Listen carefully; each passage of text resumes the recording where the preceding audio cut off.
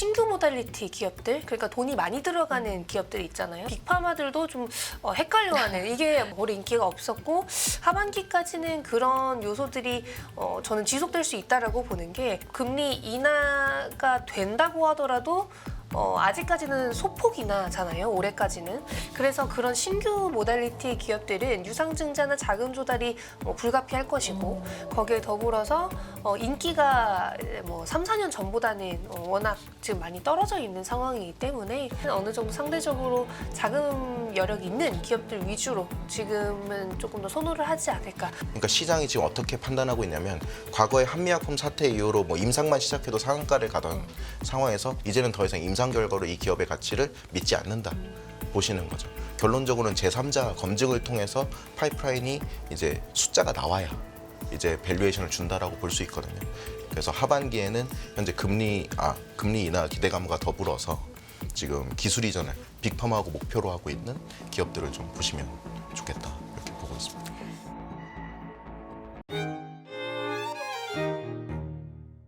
저희 제약바이오에 대한 이야기를 오늘 좀 자세하게 해보고자 합니다.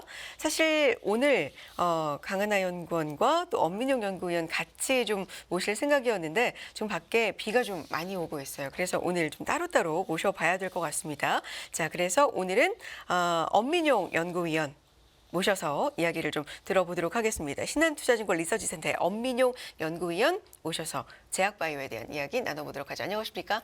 안녕하십니까? 반갑습니다. 네, 반갑습니다. 네. 네. 밖에 비가 좀 많이 오고 많이 있죠. 오고 있습니다. 네, 오시느라 정말 고생 많이 하셨고. 네. 자, 오늘 제약바이오에 대한 얘기를 좀 특집으로 들어보고자 하는데요. 제약바이오 최근의 흐름이 어떻습니까? 전반적인 시장 상황 먼저 좀 듣고 싶은데요. 네, 지금 제약바이오가 굉장히 좀 화랑기에 접어들고 있는 상태입니다. 지금 코로나 이후로 사실 3년 동안 계속 박스권에 있었던 이제 미국 바이오 지수들이 최근에 박스권을 처음으로 탈출하면서 지금 굉장히 좋은 흐름을 보여주고 있거든요. 지금 보시면은 제가 준비한 자료 5페이지에 이제 왼쪽 두 개의 표를 보시면, 일단 빅파마 지수로 볼 수 있는 미국 나스닥 바이오 테크놀로지 인덱스가 지금 보시면 완전히 박스권을 탈출해서 지금 올라가고 있는 상황이고요. 그 다음에 왼쪽에 있는 XBI ETF 또한 현재 박스권 고점을 올라오고 있는 상황이어서 이제 바이오 섹터 자체가 굉장히 추세적 상승 구간에 접어들고 있다, 이렇게 보고 있습니다. 이게 왜 중요한 부분이냐면, 원래 7월 달에는 보통 바이오 섹터 비수기입니다. 많은 기업들이 실적을 발표하면서 실적과는 상관없는 이제 제약 바이오 기업들은 좀 주가가 하락되는 반면에 이제 많은 실적주들이 이제 트레이딩 기간에 들어가게 되는데, 지금은 그냥 바이오가 굉장히 강한 상황이어서 그 원인이 가장 첫 번째로 지금 미국 바이오의 강세, 이렇게 지금 보고 있습니다. 미국 바이오의 강세, 그 미국 바이오 중에서도 뭐 비만이라든지 굉장히 시장의 메가 트렌드로 자리 잡고 있는 것들이 있잖아요. 맞습니다. 이건 여전히 계속해서 좀 강세를 보이고 있는 겁니까? 맞습니다. 네. 비만 치료제에 대한 시장의 그 예측도 적응증이 비만에서 이제 심혈관 질환, 그리고 파킨슨 치매, 그리고 수면 무호흡증이나 월경의 이제 불규칙성이 개선되면서 이제 임신 가능성이 올라가는 여러 가지 이제 효과들이 또 나오고 있는 상황이어서 비만 치료제 시장도 계속 지금 예측치가 올라가고 있는 상황이고요. 또 빅파마들이 준비하고 있는 작년 금리 인상 시기 때문에 이제 바이오텍이 거의 대부분 밸류에이션이 하락되어 있어서 M&A를 굉장히 많이 했거든요. 그 기업들의 임상 결과도 이제 또 앞으로 엄청나게 나올 걸로 지금 보고 있어서 제약바이오 산업이 앞으로 쭉 또 금리 인하에 대한 기대감으로 성장할 걸로 보고 있습니다. 지금 언급하신 것 중에도 미국 바이오 시장이 지금 화랑을 가고 있고, 그게 우리 시장에도 좋은 영향을 주고 있고, 말씀하신 것 중에 이제 금리 인하기에 네. 가시권으로 뭐 9월이냐 그 이후냐 여러 가지 몇 차례냐 이야기는 많지만, 어쨌든 하반기 중에 인하에 들어간다는 것도 바이오 네. 시장한테는 굉장히 좀 호재다라고 볼 수 있습니까? 맞습니다. 네. 보통 우리가 금리가 인상되는 시기는 이제 아니라고 판단하고 있기 때문에 그걸 선반영하는 게 지금 미국에서 나오고 있고, 국내 제약바이오 산업도 지금 지수상으로 보시면 코스닥 150 같은 경우 제가 이따 질문 주실 때 네. 말씀드리려고 했던 국내 기업들의 빅파마 기술 이전, 이런 것들이 실제 성과를 보여주면서 단순히 금리가 인하되기 때문에 바이오를 사는 게 아니라 국내 기업들도 지금 성과를 내고 있기 때문에 또 바이오가 강하게 올라오고 있다, 이렇게 보고 있습니다. 네. 금리 인하를 하면 일단 단순하게 생각을 하면 돈을 조달하기가 그래도 네. 수월해지기 시작한다라는 거잖아요. 절대적으로는 여전히 금리 레벨이 높지만 네. 금리 인하를 하면 그래도 자금 조달이 어느 정도 좀 숨통이 트인다는 건데 그동안에 제약바이오 국내, 특히나 국내 업계들이 좀 어려움을 겪었던 게 신약을 개발하고 어쨌든 네. 굉장히 돈이 많이 들어가는 업종 아니겠습니까? 맞습니다. 이 부분에 있어서 걸림돌이 좀 많았던 건데 좀 기대감이 올라오고 있나요? 어떻습니까? 사실 상반기에는 거의 종목별로 굉장히 크게 상승을 보이는 구간을 나타내줘서 제가 봤을 때는 국내 제약바이오 섹터가 불문율이 깨지고 있었다고 저는 보고 있습니다. 불문율이. 네. 아까 금리가 높은 상황에서도 네. 올라가는 왜냐하면 상황. 지난 3년 동안은 네. 뭐 삼성바이오로직스나 셀트리온 같은 시가총액이 높은 기업들이나 또는 조 단위의 매출을 일으키는 전통제약사 쪽 수급이 굉장히 안정적이었는데 이 기업들을 사지 못하면 바이오텍을 못 샀어요. 얘네들이 추세적으로 올라가야 따라 사는 느낌이었거든요. 근데 작년과 올해 알테오젠, 뭐 리가켄바이오 이런 기업들이 빅파마하고 조 단위 기술 이전 계약을 체결하면서 오히려 바이오텍이 더 큰 상승을 일으키면서 이제 시총이 큰 기업들이 따라서 올라가는. 그래서 이게 지난 3년 동안 거의 보여주지 못했던 그림들이거든요.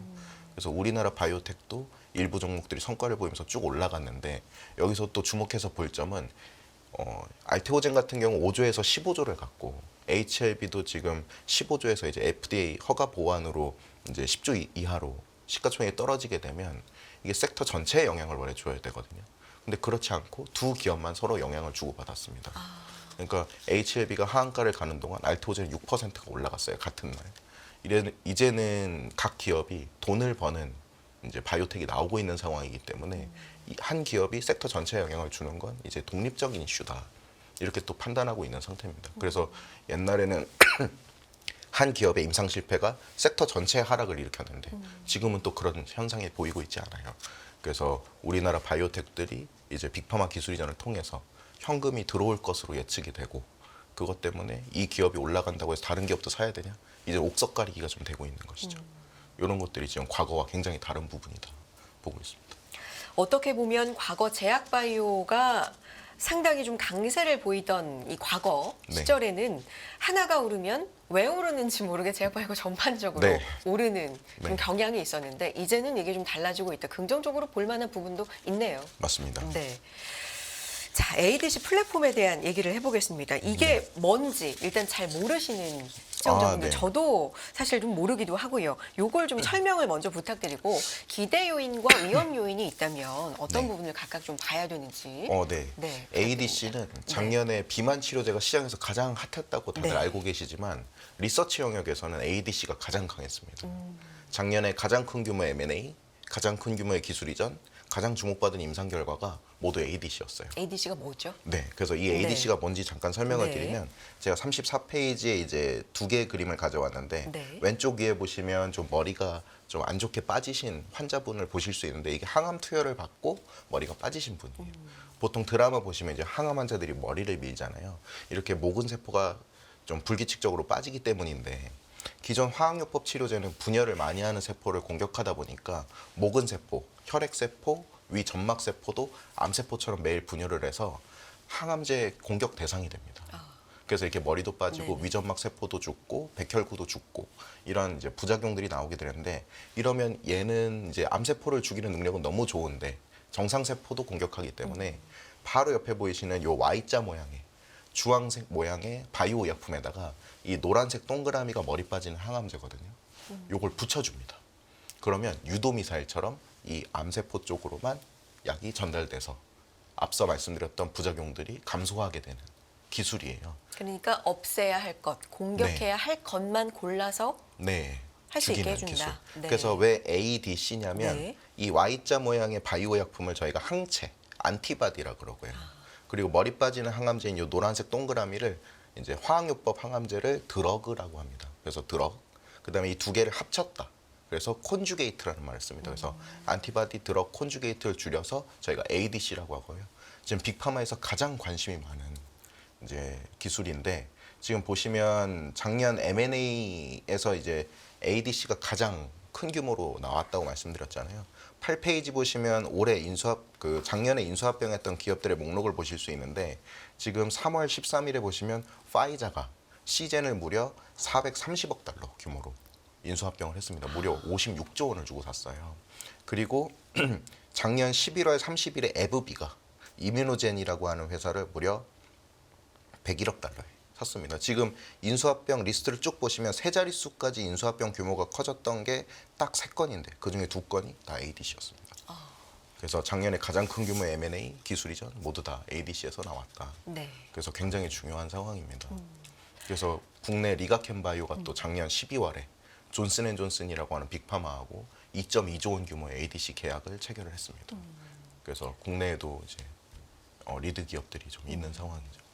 이 작년에는 그랬고 올해도 좀 기대감이 모아지고 있습니까? 올해는 성과가 어떤지도 좀 궁금하고요. 어떤 기업들이 좀 주목을 받고 있는지. 작년에 M&A 전체 규모를 보시면 비만 치료제는 전체 인수합병의 9%밖에 되지 않았고 항암제가 48%, 48%. 네. 그리고 치매랑 이제 파킨슨병 치료제 영역이 21%였어요. 그러니까 빅파마가 관심을 갖고 있는 영역은 여전히 항암제하고 퇴행성 뇌질환 쪽이거든요. 그래서 이 부분에 대한 인수합병이 작년에 굉장히 많이 나왔기 때문에 이제 그 바이오텍들이 이제 빅파마가 됐잖아요. 인수합병이 됐기 때문에. 그래서 자금 조달의 우려가 없이 이제 임상 결과들을 쭉 발표할 수 있습니다. 그래서 ADC에 대한 임상 결과들도 앞으로 올해 내년 계속 나올 수 있을 걸로 보고 있습니다. 네. 이거 목을 좀. 아, 네. 숙이셔도 될 것 같고요. ADC에 대한 얘기를 좀 하고 있었습니다. 아, 이게 이런 거구나라고 기본적인 어떤 개념이 좀 이해가 되는데 그렇다면 비만 치료제가 이제 핫하다고 알고 있었는데 ADC는 이미 여러 가지 계약이 체결이 돼서 이제 네. 자금 조달에 걱정 없이 임상 연구를 계속해서 하고 발표를 할 수 있고 뭐 이런 상황이잖아요. 네. 그럼 요거는 지금 기업들 좀 주가 흐름은 어떤지도 궁금해요. 네. ADC 플랫폼 관련돼서. 지금 국내에는 사실 ADC 관련주는 이제 리가켄바이오랑 그다음에 알테오젠 정도 지금 보고 있습니다. 리가켄바이오는 이미 전체 계약 규모가 지금 8.7조까지 누적이 됐고요. 다케다, 암젠, 얀센과 같은 빅파마하고 현재 총 기술 이전 누적 규모가 무려 4.3조 원까지 올라왔습니다. 그리고 올 3분기에 제가 플랫폼 바이오를 좀 많이 보시라고 이제 말씀을 많이 드렸었는데 리가캠, 알테오젠 같은 기업들이 자사가 갖고 있는 플랫폼을 이제 ADC에 적용하는 이런 기술 이전을 올 3분기 중으로 또 빅파마하고 체결할 걸로 보고 있기 때문에 굉장히 기대감이 좀 큰 상태고요. 알테오젠 같은 경우에는 기존의 ADC를 또 피아주사라고 하는 제형으로 변경을 해서 유효성과 부작용을 낮춰주는 이제 기술을 세계 최초로 또 선보일 걸로 보고 있습니다. 이게 빅파마하고 체결이 되면 아마 전 세계 최초 시도일 걸로 지금 보고 있습니다. 이게 지금 올 3분기 현재 예상되고 있습니다.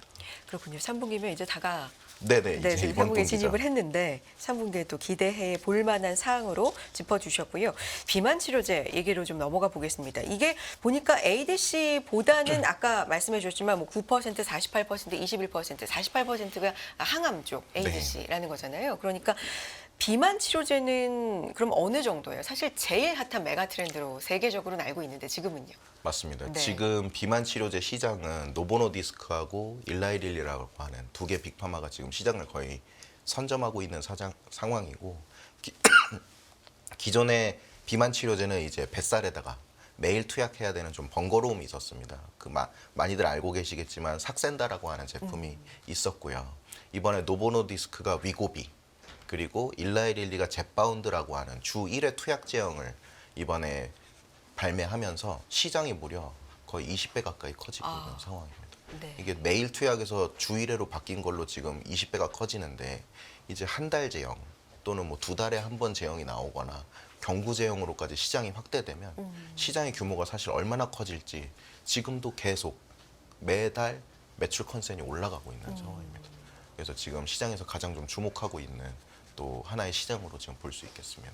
지금 비만만이 아니라 네. 여러 가지 뭐 당뇨라든지 이런 것까지 같이 해결이 된다라는 걸로 더 주목을 받고 있는 겁니까? 맞습니다. 네. 이제 체중이 감소하게 되면서 여러 이제 효과들이 또 나오게 되는데요. 지금 일단은 뭐 이제 간 경화나 아니면 이제 저희가 비알코올성 지방간염이라고 하는 부분도 치료가 또 되고 알츠하이머랑 파킨슨병 치료제에도 현재 효과가 있는 걸로 보고 있고 암이 아직 걸리지 않으신 분들도 항암 효과가 또 생길 걸로 지금 보고 있어서 뭐 심혈관 질환에도 지금 영향이 있는 상황이고 그래서 비만을 고치려고 투약을 받으시는 분들이 여러 부분에서 지금 또 긍정적인 효과들을 얻으실 수 있을 걸로 보고 있습니다. 그렇군요. 그런데 이제 질문 드리고 싶은 게 비만 치료제가 시장을 주도해서 네. 글로벌 제약사들이 이렇게 주가 흐름이 거의 고공행진을 하는 걸 볼 때 우리 국내 업체들은 직접적으로 연관되는 업체가 없다라는 얘기를 좀 많이 들었었는데 네. 요즘 상황은 좀 달라졌습니까? 네. 한미약품 같은 경우 현재 머크하고 이제 비알코올성 지방간염 치료제를 개발하고 있지만 네. 이게 또 비만 치료제까지 확장될 수 있는 파이프라인이어서 또 주목을 해볼 수 있을 것 같고 또 국내에는 펩트론이라고 하는 바이오텍에서 지금 1개월 지속형 비만 치료제에 대한 빅파마 기술 이전을 협의 중인 상황이어서 아직 기술 이전이 체결된 것은 아니지만 이제 주식시장에서는 또 펩트론을 굉장히 좀 중요하게 보고 있는 상황입니다. 일라이릴리가 이제 1000조 시가총액까지 올라온 상황이고 일라이릴리의 젯바운드라고 하는 제품이 이제 20조, 30조 이상의 매출을 일으킬 걸로 보고 있기 때문에 이 제품이 국내 기업으로부터 이제 한 달 제형으로 또 변화된다. 이 부분도 사실 전 세계적으로 굉장히 좀 주목해야 할 사건이 될 걸로 보고 있는데 이제 펩트론도 올 3분기 지금 빅파마 기술 이전을 좀 협의 중인 상황이어서 이 부분 최근에 보시면 주가가 굉장히 좀 많이 올라온 상태입니다. 그런데 여기에 이제 부정적인 어떤 악재가 될 만한 이슈들도 중간중간 좀 있었던 것 같은데 일단 뭐 실명을 할 수 있다라는 어떤 가능성 제기 뭐 이런 네. 부분도 현재에서는 좀 이슈가 되기도 했었고요. 가격에 대한 지적 좀 비싸다 뭐 이런 얘기도 좀 있었던 것 같아요. 어떻게 봐야 될까요? 일단 유럽에서 네. 이 비만 치료제에 대한 이제 뇌 영향 이런 것들 중에 자해, 자살과 같은 이런 우울증 관련된 부작용이 있다는 것을 검토했는데 뭐 사실과 전혀 무관한 걸로 확인이 됐고요.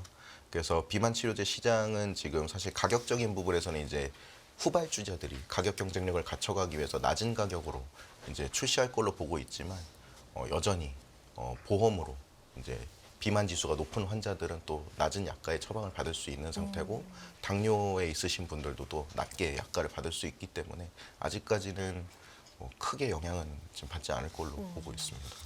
그렇군요. 알겠습니다. 이런 가운데 저희가 오늘 두 분 모셔서 이야기를 하려고 했다고 말씀드렸잖아요. 오늘 좀 교통이 원활하지가 못한 이 날씨 상황, 비가 좀 많이 내리고 있다고 하는데 여러분도 어디 이동하실 때 좀 조심하시고요. 유튜버 원리버 강하나 연구원 함께하겠습니다. 고생하셨어요. 어서 오세요. 안녕하세요. 네, 비 많이 오죠. 네. 좀 심하게 많이 와갖고요. 오시느라 진짜 고생 많이 하셨고 저희 안 계시는 동안에 또 바이오 얘기 잘하고 있었습니다. 네. 이제 못 들어본 얘기 강하나 연구원한테도 좀 네. 질문을 드릴게요. 제약바이오 좀 연구원 위원님 얘기는 많이 들어봤거든요. 네네. 네, 얘기해 주시죠. 어떤 상황인지 지금 네. 현재 상황을 한번 브리핑을 들어보고 싶습니다. 일단 7월이 시작되면서 네. 제약바이오가 거의 주도 섹터로 자리를 잡은 것 같은데요. 사실 역사적으로 7월은 바이오가 좋았을 때 좀 많이 좋았던 해가 많았었습니다. 네. 그래서 그러니까 5년 전체 시장이 네네. 제약바이오가 좋으면 좋았을 때가 많았다. 그렇죠. 네. 아니요. 그것보다는 네. 이제 제약바이오 지수 추이를 봤을 네. 때 월간으로 했을 때 7월이 좋았던 경우가 꽤나 많았어요. 그리고 좋았을 경우에는 그 상승폭이 다른 달보다도 더 컸던 네. 상황이었습니다. 그래서 7월이 좋았을 수밖에 없었다라고 생각을 하는 거는 이제 6월이 조금 쉬어갔던 것도 있었고 아무래도 지금 제약바이오가 쉬어갔던 기업들도 어느 정도 있었기 때문에 큰 기업들이 좀 실적 측면에서도 좀 좋은 영향을 줄 수 있을 거라는 기대감 혹은 이제 빅파마들 중에서 국내 기업들과 관련 있는 기업들로 인한 그런 영향이 조금 큰 것 같습니다. 다만 이제 8월, 9월은 또 모르잖아요. 물론 지금 9월에 금리 인하를 다들 예상을 하고 있어서 그로 인한 또 상승도 있는 것 같긴 한데 일단 7월에 상승폭이 너무 크다면 어느 정도는 이제 하반기를 대응하는 거는 필요할 거라고 생각을 하고 있고 여기서 더 중요한 거는 이제 모멘텀이 없는 경우에는 그 하락폭이 더 커질 수 있기에 지금 하반기에 모멘텀이 있는 기업들 위주로 조금 더 보신다면 장기적인 관점으로 보시는 것도 나쁘지 않을 거라고 저는 생각을 하고 있습니다. 네. 최근에 아까 위원님은 7월이 전통적으로 비수기라고 하지 않았어요, 제약바이오? 네. 작년과 네. 올해 이제 9월달 에스모 학회 이전에는 보통 7월까지는 이제 실적 트레이딩 기간으로 좀 약했던 상황에서 이제 7월 말, 8월 초부터 9월에 열리는 학회 기대감으로 이제 쭉 올라가는 아, 네, 이런 그림이 이제 지난 3년 동안 보여줬던 상태입니다. 그런데 올해는 7월도 지금 굉장히 강세. 강세고. 네. 아니 뭐 이게 사실 연구원님도. 그 제약바이오 지수를 그렇죠. 어떻게 네네. 보느냐에 따라서 다른데 제가 그 봤었던 그 통계 자료에 따라서는 이제 7월이 좋을 때는 너무 좋고 안 좋을 때는 안 좋았던. 근데 이제 좋을 때는 이제 다른 달보다도 거의 두세 배가 좋았던 굉장히 거예요. 좀 비트를 하는. 그렇죠. 네. 근데 이제 7월 초부터 저희가 너무 좋았었기 때문에 이제 지금 생각보다 더 좋은 상황이라고 저는 보여지는 거고 여기서 더 추가적으로 말씀드릴 거는 아무래도 말씀해주신 것처럼 이제 실적 시즌이 다가오면 원래 제약바이오가 약해지는 건 맞아요. 근데 최근에 실적주들이 너무 많이 올랐었던 화장품, 미용 쪽이 너무 많이 올랐었잖아요.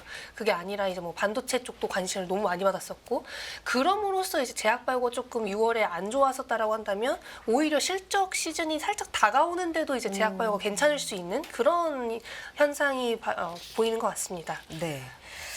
자, 그러면 강은하 연구원께는 요거 이게 여쭤보고 싶어요. SK 바이오팜 이 네네. 방사성 의약품 후보 물질 첫 도입 이슈가 있잖아요. 네. 이 부분에 대해서 시장에서는 어떻게 평가를 받고 있고 또 주가 흐름도 어떻게 봐야 되는지 이 부분도 궁금합니다. 일단 네. 최근에 방사성 의약품이 너무 핫하잖아요. 이게 뭐예요? 이제 방사성 네. 의약품이 기본적으로 우리가 아는 그 방사성 동위원소 네, 네. 있잖아요. 그 동위원소를 실어서 암세포에만 타겟을 하게 만드는. 그러니까 이것도 따지고 보면 타겟 치료제인 거예요. 표적 치료제랑 네네. 똑같은데 이제 방사성 동위원소인 악티늄을 뭐 이용해서 그걸 다이렉트로 이제 암세포에 보내는 그래서 암세포를 사멸시키는 방향성을 보여줍니다. 그래서 이게 표적 치료제 중에서도 조금 사멸도 잘 되고 오프 타겟 이슈 그러니까 우리가 타겟을 하지 않으려고 하는 곳에 잘 안 간다고 합니다. 그래서 지금까지 뭐 방사성 의약품이 많지는 않지만 그래도 이제 빅파마들 또한 이제 방사성 의약품 쪽의 미래가 굉장히 밝다라고 생각을 해서 이제 작년부터 빅파마들이 인수랑 라이선스 계약을 되게 많이 하고 있는 상황이고요. SK바이오팜 같은 경우에도 작년부터 방사성 의약품에 진출을 하고자 하는 의지를 굉장히 많이 보여주었는데 이렇게 기술 자체를 라이선스 인한 건 이번에 처음인 거고 이번에 그 항암제 신약 후보 물질을 인수함에 따라서 원래 기존에 이제 SK바이오팜이 이쪽에 진출을 하고자 하는 의지를 보여주면서 이제 미국의 원전 벤처 기업이 이제 테라파워로부터 이제 악티늄 225를 가져온 바가 있거든요. 그래서 공급권을 사들였는데 이걸 이제 어떻게 쓸지 좀 그림이 제대로 그려진 상황이라고 전 생각을 하고 있고 일단 이 플라이프 테크놀로지스라는 기업으로부터 거의 7천억 원, 총 계약 규모 7천억 원의 이제 뭐 성급금은 낮지만 총 계약 규모를 7천억 원 정도로 해서 이런 계약을 체결한 것 자체가 앞으로 차세대 신성장 동력으로는 방사성 의약품을 우리는 꼽았다라고 생각을 해주시면 될 것 같고 이번 달만 해도 이제 비만 당뇨 강자의 릴리가 방사성 의약품 개발사와 옵션 M&A 딜을 체결한 바도 있고요. 작년 말 그리고 올해 5월에도 이제 포인트 바이오 악티스랑 이제 계약을 했어요. 그러니까 그만큼 비만이랑 당뇨로 잘하고 있고 그쪽에서도 관심을 많이 받고 있는 릴리가 방사성 의약품에 이 정도로 관심을 많이 갖고 있다라는 것은 충분히 빅파마들도 매력적인 분야라고 생각을 하고 있다라고 생각을 하고는 거고 SK바이오팜도 이제 ADC 다음은 방사성 의약품이야라고 이제 작년부터 이제 이도근 사장님께서도 막 말씀을 해주셨거든요. 그만큼 이쪽이 좀 표적 치료제 쪽에서는 좀 떠오르는 그런 신인이라고 봐주시면 될 것 같습니다. 네. 방사성 의약품 시장 몰랐던 내용들을 좀 알게 됐고요. 면역 항암제 시장 사실 암세포를 그러니까 없애야 되는 이 세포를 골라서 한다라는 거를 이제 지식이 부족한 상황에서는 다 비슷하게 들려요. 그렇죠. 근데 이게 기술이 다르고 쓰이는 어떤 물질이 다르다는 거죠. 네네. 그런 게 다 차이가 있다는 거죠. 네. 기존에 네. 항암제를 1세대, 2세대, 네. 3세대, 4세대 이렇게 나누는데 1세대하고 2세대 그리고 3세대하고 4세대가 굉장히 명확한 차이를 보입니다. 네. 1세대 같은 경우에는 앞서 보셨던 머리 빠지는 항암제. 그래서 암을 직접적으로 공격하다 보니까 정상세포도 좀 공격을 받으면서 부작용이 높았던 부분이 있습니다. 지금 질문 주셨던 면역 항암제는 정확히 말씀드리면 면역 관문 억제제라고 부르거든요. 이 3세대하고 4세대는 1세대, 2세대와 달리 간접적으로 암을 죽입니다. 그래서 3세대 항암제는 우리 몸의 면역 기능을 이제 원래대로 복귀시켜서 우리가 젊었을 때처럼 이제 암을 잘 죽이거나 또는 암이 면역세포의 공격을 회피하는 이런 기전들을 막아서 암을 우리 면역세포가 잘 죽이게끔 네. 이렇게 도와주는 항암제라고 보시면 되고요. 지금 전 세계에서 가장 높은 매출액을 가진 의약품이자 네. 가장 높은 매출액을 가진 항암제가 바로 머크의 키투르다라고 하는 이제 면역 항암제고요. 이 키투르다는 작년 34조 원 매출을 일으켰고 2014년 이후 현재 11년 차가 됐음에도 불구하고 24% 성장을 보여주고 있는 상태입니다. 그리고 이 물질이 현재 국내에 있는 알테오젠과 이제 피하수화 제형으로 제형이 변경되면서 28년 특허 만료를 앞두고 이제 시밀러 시장을 방어하려는 현재 계획에 있습니다. 그래서 알테오젠은 이 키투르다 피하수화 제형을 약 20조 원 정도 이제 머크하고 피하수화 제형으로 변경을 하면서 약 5%의 로열티를 받을 경우 연간 1조 원 정도까지 또 수령할 수 있을 걸로 현재 기대하고 있는 상태입니다. 네. 이 기간이 그러면 28년 이후가 될까요? 네, 28년부터 네, 이제 28년부터. 특허가 만료되면서 어. 혈관 주사 시밀러 제형이 이제 시장에 출시가 되고요. 그걸 방어하기 위해서 머크가 현재 국내인 알테오젠과 피하 주사 제형으로 미리 변경을 해서 25년 말 출시할 걸로 현재 보고 있습니다. 알겠습니다.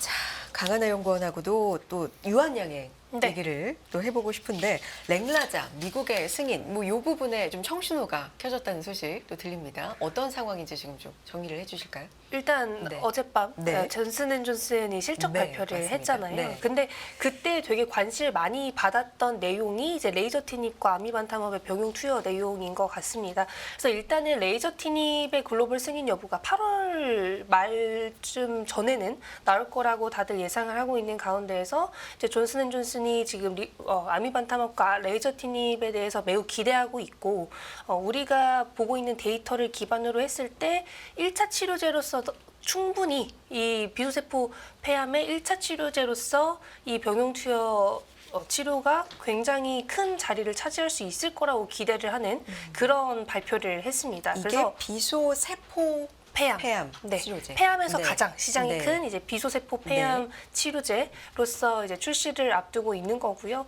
일단 25년 정도 혹은 그 이후에 지금 존슨앤존슨이 자신의 기업을 얼마나 성장시켜 나갈지 그 성장의 중심에 있는 게 뭔지 이제 얘기를 해줘야 되잖아요. 네. 실적 발표 때. 그때 지금 비소세포 폐암 치료제인 레이저티닙과 아미반타맙의 1차 치료제가 됨으로써의 성장이 클 거다라고 얘기를 해줬습니다. 이게 미래다. 근데 그만큼 지금 존슨앤존슨이라는 글로벌 빅파마가 우리나라 기업이 개발해서 라이선스 인해관 그 레이저 티닙을 얼마나 강한 치료제로 보고 있는지 알 수 있었고요.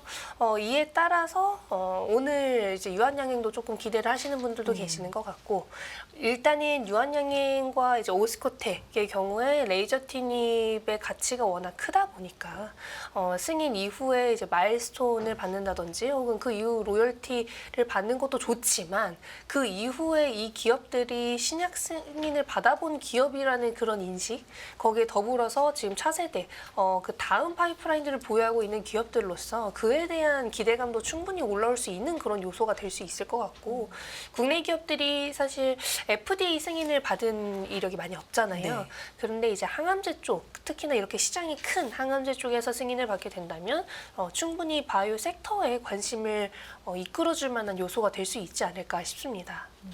이게 전망은 지금 굉장히 좀 밝은 상황이라고 시장에서는 그렇죠. 분석이 나오기도 하는데 아스코에서 임상 데이터를 네, 발표했었죠. 데이터를 좀 좋게 발표를 한 거죠. 그렇죠. 네. 거기서도 이제 뇌투과율도 워낙 높게 나왔고 거기에 더불어 전이 환자에서도 데이터가 잘 나왔고 그리고 거기에다가 부작용도 거의 기존 치료제들보다도 잘 나왔기 때문에 충분히 1차 치료제로서 요즘에는 관심을 받을 수 있는 것 같고요. 이제 과거에는 사실 1차는 좀 힘들지 않겠느냐. 타그리소가 이렇게 자신의 입지를 잘 다져놨는데 2차 치료제 정도만 가능할 것 같다라는 얘기가 훨씬 많았었어요. 네. 그런데 최근 들어서는 데이터들이 워낙 잘 나오고 있고 이제 존슨앤존슨 입장에서도 워낙 강하게 얘기를 해주고 있어서 1차 치료제로서도 가능하지 않을까라는 얘기들도 이제 요즘에는 좀 슬슬 나오는 것 같습니다. 그에 따라서 기업들의 가치에도 어느 정도 반영이 되고 있는 것 같고요. 네. 이게 뭐 앞서 말씀해 주셨지만 마일스톤도 만약에 이렇게 된다면 국내 제약사가 개발한 후보 물질이 글로벌 빅파마에 이제 기술이 이전하는 첫 사례. 아니 이전돼서 이제 이전돼서 승인까지 되는. 승인되는. 기술 이전해 출시하는 네네. 그런 첫 사례가 된다. 그래서 8월 21일 이전에는 승인 여부가 발표될 걸로 지금은 네. 보고 있는 상황이고요. 유한양행 얘기해봤습니다. 자, 위원님 아까 이제 네. 알테오젠 얘기를 좀 해주셨는데 알테오젠 얘기 좀 더 해주시겠어요? 아니면 다른 종목이 또 있을까요? 짚어주실 한올 바이오파마 얘기 좀. 한올바이오파마요. 네, 네, 해볼까요? 한올바이오파마 말씀드리겠습니다. 한올바이오파마는 사실 제가 이제 어떤 기업이고 어떤 약물을 개발하는지보다 네. 일단 글로벌 추세를 먼저 좋아요. 설명드리겠습니다. 네. 지금 보시면 22페이지 보시면 이제 한올바이오파마의 경쟁사인 알제넥스라고 하는 기업이 있는데 알제넥스가 작년 11월과 12월에 연속적으로 이제 경쟁 약물의 임상을 실패했습니다. 네.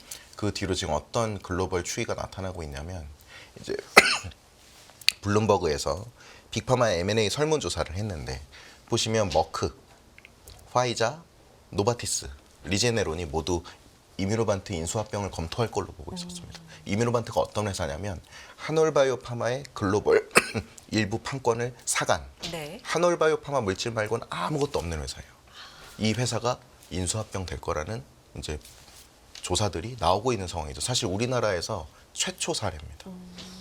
어마어마하게 중요한 내용들이고 다음 장 보시면 24페이지의 왼쪽 보시면 경쟁사인 알제넥스가 작년 11월과 12월에 임상을 실패하고 지금 목표 주가가 다 다운그레이드 됐어요. 지금 $600 수준에서 $400 수준까지 떨어졌는데 네. 바로 옆에 보이시는 경쟁사이자 우리 한올의 파트너사 이뮤노반트는 최근 골드만과 JP모건이 이닛을 했습니다. 날레이티드로 쓰는 게 아니라 목표 주가, 투자 의견, 연간 매출 컨센서스를 모두 제시하면서 커버리지를 게시했어요. 이 골드만하고 JP모건은 한올바이오파마와 이뮤노반트를 공부하면서 무조건 알제넥스를 먼저 커버했을 거예요. 왜냐하면 알제넥스 현재 시가총액이 35조 원이고 네. 죄송합니다. 제가 감기 때문에 네, 목을 좀 네, 찌그러져요. 이뮤노반트는 네. 지금 시가총액이 이제 6조 네. 원이거든요. 사실 스몰캡 중에 스몰캡인데 네. 지금 골드만하고 JP모건이 알제넥스를 이닛하지 않고 이뮤노반트만 이닛했다. 이것도 굉장히 큰 이슈입니다. 지금 글로벌 증권사 15개사가 이뮤노반트를 커버하고 있고 지금 웰스파고 같은 경우에 무려 미국 바이오넷 탑픽입니다. 그래서 지금 글로벌 증권사들도 굉장히 주목하고 있는 파이프라인이 무려 원개발자가 한국 한올바이오파마다. 이것도 굉장히 좀 중요한 투자 포인트라고 저는 보고 있습니다. 네. 이게 면면을 보니까 기업마다 분석을 해보니까 국내 제약 바이오 업체들의 이번 연도 올해가 상당히 좀 중요한 의미를 갖는 게 좀 많은 것 같다라는 생각이 들어요. 강은하 연구원님께 앞서서 질문 못 드린 부분이 있는데 하반기에 그래서 제약 바이오 업종을 좀 주도할 키가 있다면 여전히 비만이라든지 이런 거 네네. 좀 이어갈 거고 새로운 게 또 추가가 된다면 네. 뭐가 있을 거라고 보시는지 궁금한데요. 저는 올해 연초부터 기대를 하고 있었던 분야가 표적 오늘 다 항암제. 목들이 안 좋으세요. 네, 오늘 그러네요. 비도 오고 네. 날씨가 급격하게 좀 변하면서 맞습니다. 좀 가다듬으시고. 네. 저는 올해 좀 기대를 했던 분야가 이제 항암제 쪽, 그 중에서도 이제 표적 항암제 쪽을 많이 봤는데요. 이제 아무래도 유한양행의 승인 여부도 한몫했고요. 거기에 더불어서 이제 올해 표적 항암제 관련 기업들의 임상 데이터 발표가 꽤나 많은 해이기 때문에 이제 표적 항암제의 경우에는 안 그래도 시장이 크고 최근에 뭐 당연히 면역 항암제도 너무 좋고 다른 항암제들도 너무 좋지만 표적 항암제만의 그런 매력이 있어요. 그러니까 이제 ADC 같은 것들이 뭐 옛날과 같은 표적 항암제는 아니지만 결국에는 어떤 것을 타겟팅하는 게 메인인 그 표적 항암제로서의 역할이 저는 빛을 발하고 있다라고 생각을 하고 있는 거고 그게 아니라고 한다면 특정 질환의 뭐 원인이 될 수 있는 그 타겟만 표적을 하는 그런 표적 항암제들 그게 이제 레이저 티닙과 같은 것들이죠. 그래서 EGFR 표적 항암제 같은 경우에도 올해 관심을 많이 받을 만한 요소가 충분히 있다라고 생각을 하고 있고 이제 ADC도 올해 상반기에는 조금 많이 죽었었는데 좀 하반기에는 다시금 좀 관심을 받을 수 있는 요소들이 나올 수 있지 않을까 그렇게 기대를 하고 있는 상황입니다. 근데 그게 아니라고 한다면 올해는 어떤 기업들을 볼까라고 했을 때 사실 올해 아직까지도 이제 신규 모달리티 기업들, 그러니까 돈이 많이 들어가는 기업들이 있잖아요. 아직 뭐 유효성이 확보가 되지 않은 기술이라든지 글로벌 빅파마들도 좀 헷갈려하는, 이게 뭐 지금 하는 게 네. 괜찮은지 헷갈려하는 그런 기술들의 경우에는 올해 인기가 없었어요. 올해 인기가 없었고 하반기까지는 그런 요소들이 저는 지속될 수 있다라고 보는 게, 금리 인하를 한다곤 하지만 일단 기본적으로 트럼프가 별로 원하지 않는다라고 들었습니다. 그래서 네네. 대선 전까지 이제 원하지 않는 걸 어느 정도 파월한테 프레셔를 주고 있는 걸로 네. 지금 언급이 되고 있는데, 맞아요. 그렇다라고 한다면 혹시 9월에서 조금 지연이 될 수 있을 요소도 전 0은 아니라고 생각을 하고 있고, 금리 인하가 된다고 하더라도 아직까지는 소폭이나잖아요. 올해까지는. 그래서 그런 신규 모달리티 기업들은 유상증자나 자금 조달이 뭐 불가피할 것이고, 거기에 더불어서 인기가 뭐 3, 4년 전보다는 워낙 지금 많이 떨어져 있는 상황이기 때문에 신규 모달리티보다는 어느 정도 상대적으로 자금 여력 있는 기업들 위주로 지금은 조금 더 선호를 하지 않을까. 돈을 번다라는 게 아니라 라이선스 계약 이력도 있고, 혹은 이제 이미 자금 조달을 해 놓아서 지금 당장 자금 조달 우려가 없는 기업들 위주로 보시는 게 제일 좋다라고 말씀을 드리고 있습니다. 네. 이 제약바이오에서는 또 학회 모멘텀이 좀 중요한데 9월 13일부터 17일까지 스페인 바르셀로나에서 에스모 유럽 종양학회가 또 열리죠.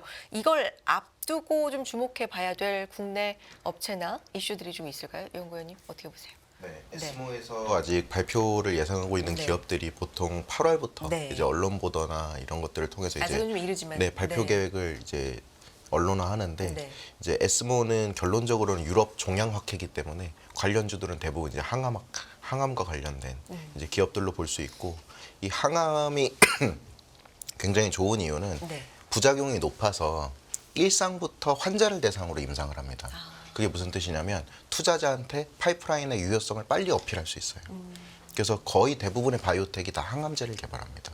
물론 시장도 크지만, 그래서 거의 아마 보시는 대부분의 바이오텍들이 거의 항암 파이프라인을 보유 중인 기업들이라서 이제 언론 보도를 통해서 초록을 어느 곳이 제출을 했는지 이런 것들을 파악해 보시면 좋을 것 같고, 이게 섹터 전체에 또 긍정적 영향을 주고 있는 상황이기 때문에 제가 사실 준비해온 표가 하나 있는데, 네, 보여주세요. 네. 4페이지 오른쪽 위에 네. 보시면 지금 국내 제약바이오 기업들 중 빅파마하고 기술 이전을 성공한 기업들의 목록을 보실 수 있습니다. 많은 포인트들이 여기서 사실 느껴져야 되는데, 지금 보시면 5개 기업 중에 무려 바이오텍이 4군데였어요. 전통제약사는 종근당 하나밖에 없었거든요. 연구 인력과 자금이 충분한 곳에서 오히려 빅파마 기술 이전을 못하고 있는 상황이에요. 그리고 두 번째 포인트가 에이벨 바이오, 리가켄 바이오, 알테오젠 같은 기업들이 수백억 또는 천억이 넘어가는 계약금을 받고 있습니다. 이 계약금은 반환 의무가 없기 때문에 한 번에 얼마나 받았느냐가 이 계약의 질을 설명해 주거든요. 그리고 두 번째, 이렇게 높은 계약금을 세 번째는 이렇게 높은 계약금을 받았다는 거는 복수의 빅파마가 비딩을 통해서 계약했다는 겁니다. 그 말인즉슨 ABL, 리가캠, 알테오젠은 또 빅파마가 현재 검토 중일 거다라고까지 확대해서 생각하실 수 있거든요. 그리고 실제 이 기업들 ABL 연내 빅파마 기술 이전, 그리고 리가캠, 알테오젠이 현재 3분기 빅파마 기술 이전을 목표로 시장에 얘기하고 있는 상황이기 때문에 하반기에는 이 플랫폼 바이오 기업들이 섹터 전체에 굉장히 큰 영향을 줄 걸로 기대하고 있습니다. 네. 지금 바이오 산업의 큰 축 이렇게 4개 보면은 위에 CDMO라고 되어 있는데 이게 위탁 개발 생산이잖아요. 이 관련돼서는 혹시 좀 장기적으로 보면 미국의 생물보안법 이것도 좀 영향을 받을 수 있을까요? 어떻게 보십니까? 지금 CDMO라는 건 이제 위탁 생산 네. 및 개발이라고 보시면 될 것 같고, 국내 삼성바이오로직스, 이제 바이넥스, ST팜 같은 이제 기업들이 있는데, 빅파마들은 보통 1조의 현금이 있다 그러면 생산 시설에 투자하지 않고 이제 신약 개발 자금으로 씁니다. 그래서 FDA는 약가를 정해주기 때문에 이익을 가장 많이 남기려면 싸게 만드는 방법밖에 없거든요. 그래서 삼바 같은 곳에 이제 수주를 맡겨서 싸게 생산을 하는 상황인데, 이제 미국 생물보안법에 의해서 이 CDMO 산업이 삼바로 수주가 많이 올라올 걸로 보고 있습니다. 왜냐하면 중국에서 현재 생산되는 미국에서 개발된 약물들이 이제 다른 회사들로 다 옮겨질 거거든요. 그렇지만 지금 미국에서 조사한 바에 따르면 약 50만 명의 미국 환자들이 중국에서 생산된 미국 의약품을 맞고 있습니다. 그래서 이 환자들이 생명의 지장 없이 약물들을 다 해외에 있는 다른 국가에서 맞으려면 한 8년 정도의 시간이 소요될 걸로 보고 있어요. 근데 그 법안이 통과되는 것은 올해기 때문에 네. 이제 수혜는 올해 나올 것이다. 그래서 삼성바이오로직스를 또 지금 굉장히 좀 주목하고 있는 상황입니다. 그렇군요. 관련 네. 법과 만약에 연내 통과가 되면 뭐 삼성 바이오로직스 지금 접해 주셨고 짚어 주셨고 ST팜이라든지 뭐 국내 CDMO 기업들이 네. 좀 수혜를 받을 것으로 업계는 보고 있는 상황입니다. 관련돼서 좀 흐름 짚어볼게요. 자, 마무리 말씀으로 제약바이오 이제 하반기 전략 좀 세워주시면 좋을 것 같아요. 시장이 좀 변동성도 있고 어려운 가운데 제약바이오 업체에 또 기대하고 있는 바도 있거든요. 과거와 좀 달라졌다라고 앞서서도 우리가 얘기 나눈 바도 있고 관련돼서 어떤 전략 좀 세부적으로 세워볼까요? 오늘 좀 못다한 말씀이 네. 많으셔서 아쉬울 것 같아요. 마지막으로 전략 좀 세워주세요. 뭐 제가 초반에 네. 말씀을 드렸다시피 지금 7월엔 긍정적으로 잘 흘러가고 있는 상황이고 저는 9월 정도에는 어느 정도 에스모 학회가 끝난 이후에는 혹은 초록이 나온 직후에는 변동성이 매우 커질 수 있기 때문에 조금은 그 대응을 해야 되지 않을까라고 생각을 하고 있고요. 이제 에스모보다는 아스코와 ACR에서 관심을 너무 많이 받았다라고 한다면 에스모 때 좀 기대감이 많이 반영이 안 될 수가 있어요. 이제 그런 것들도 염두에 두시면 좋을 것 같고 그게 아니라고 한다면 말씀해주신 것처럼 항상 플랫폼 3사는 좀 안전하게 제약바이오 섹터를 좀 주도하는 그런 느낌이 있기 때문에 자금력이 어느 정도 있는 기업들의 경우에는 장기적으로 저는 봐도 된다라고 말씀을 드리고 싶고 기본적으로 빅파마들이 좋아하는 기술을 보유하고 있다라고 한다면 그 또한 이 기업의 가치가 지속적으로 올라갈 가능성을 보여주는 거기 때문에 그런 기업들 위주로 보신다면 우리가 좀 걱정할 만한 그런 상황은 많이 일어나지 않을 거라고 저는 생각합니다. 다만 실적 시즌이 다가올 때는 빅파마의 실적을 보고 이제 관련된 국내 기업들을 보는 것도 좋지만 이제 우리나라 기업들의 실적 발표를 앞두고 실적 잘 나오는 기업들 보시는 것도 좋을 거라고 저는 생각을 합니다. 네, 위원님. 저는 기술 이전이 된 기업들 그리고 기술 이전을 목표로 하고 있는 기업들을 보셔야 된다 말씀드립니다. 뭐 6페이지 아래쪽에 혹시 그림을 볼 시간이 네. 있다면 한번 띄워드릴게요. 보여드리고 네. 싶은데 네. 지금 티움바이오, 에이프릴바이오, 지노맨 컴퍼니, 팩트론을 제가 가지고 왔는데 아마 생소한 기업들이실 거예요. 근데 티움바이오 같은 경우 올해 5월 달에 이제 임상 결과를 무려 3건이나 성공 발표했음에도 불구하고 주가가 계속 하향하고 있습니다. 근데 지금 보시면 에이프릴바이오가 지노맨 컴퍼니가 우리가 사실 처음 보던 바이오텍과 이제 5천억 원, 6천억 원 규모의 기술 이전을 체결했는데 바로 상한가를 가고 있어요. 그러니까 시장이 지금 어떻게 판단하고 있냐면 과거에 한미약품 사태 이후로 뭐 임상만 시작해도 상한가를 가던 상황에서 이제는 더 이상 임상 결과로 이 기업의 가치를 믿지 않는다 보시는 거죠. 결론적으로는 제3자 검증을 통해서 파이프라인이 이제 숫자가 나와야 이제 밸류에이션을 준다라고 볼 수 있거든요. 그래서 지금 펩트론 같은 경우 빅파마 기술 이전을 현재 공시하진 못했지만 네. 그 기대감으로 지금 이만큼 올라온 상황입니다. 빨간색 보시면. 그래서 하반기에는 현재 금리 인하 기대감과 더불어서 지금 기술 이전을 빅파마하고 목표로 하고 있는 기업들을 좀 보시면 좋겠다. 이렇게 보고 있습니다. 알겠습니다. 과거와 다른 이 제약바이오 업계의 뭐 생리, 특징 이런 것들을 좀 확인하면서 파악하면서 투자 전략 세워보는 게 좋을 것 같고요. 오늘 엄민영 연구위원님의 이 보고서는 저희가 또 참고하실 수 있게 올려두겠습니다. 보시면서 참고로 해보셔도 좋을 것 같고요. 신한투자증권 리서치센터의 엄민영 연구위원, 유튜버 강은하 연구원과 함께했습니다. 고맙습니다. 감사합니다.